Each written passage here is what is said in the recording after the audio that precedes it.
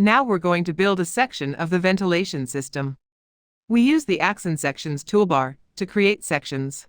The sections of the second and third floors were built using AXON-vent in advance. Now, let's create the section of the first floor. First, we create the section object.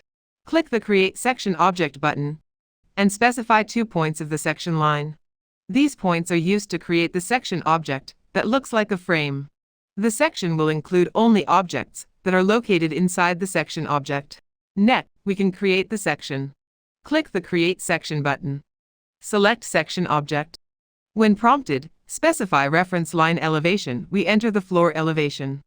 When prompted, select Entities. Select the objects to be included in the section. The program creates the section automatically.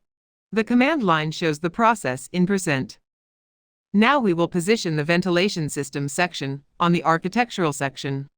If necessary, you can add or remove objects from the section. Now, we create leaders to the objects.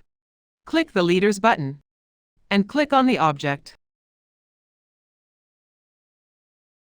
You can determine the actual object elevation by measuring the distance from the object to the section baseline. When the section is complete, we can change the visual style.